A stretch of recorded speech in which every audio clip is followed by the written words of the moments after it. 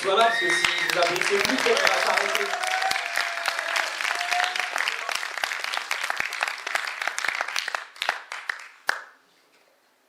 Alors, ce texte s'appelle Destin funeste. Donc toute ressemblance avec quiconque dans le public serait totalement fortuite. Voici l'histoire d'un loupard pilier de bar sirotant un ricard. À première vue, ce personnage incongru ne peut être que mal perçu. En affûtant le regard, son image est contradictoire. Mais qui est donc ce Gaspard? Cet hurluberlu barbu est en réalité la victime d'un amour déchu. Voici ce qui a conduit sa vie à devenir une véritable anarchie. Un jour d'hiver où tout paraissait prospère, tout alla de travers.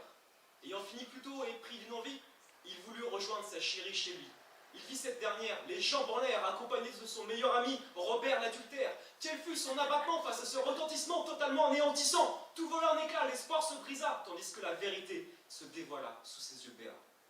Répondant bêtement à son inconscient, il s'en alla sur la route du mécréant décadent.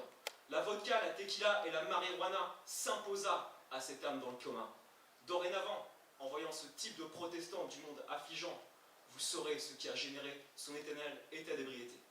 Ce brave Gaspard, divagant en se noyant dans son verre de ricard, se mit par hasard à faire valoir sa hargne envers ce monde de cauchemars.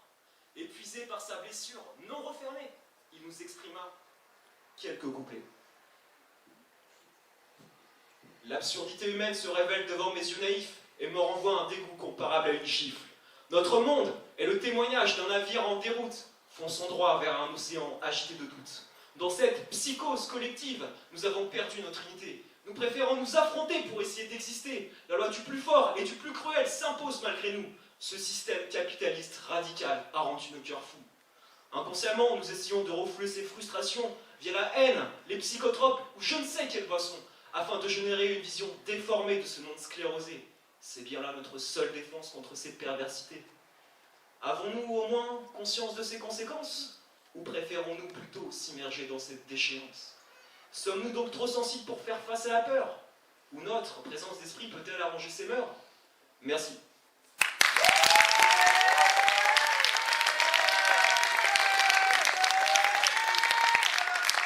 Pour l'allié et donc l'équipe du Havre, messieurs, dames, avec moi tous ensemble, Allah, Allah, et Allah.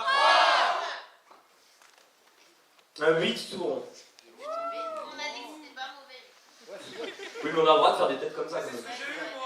Un 8,9, un 8,8, un 9 et un 9,3.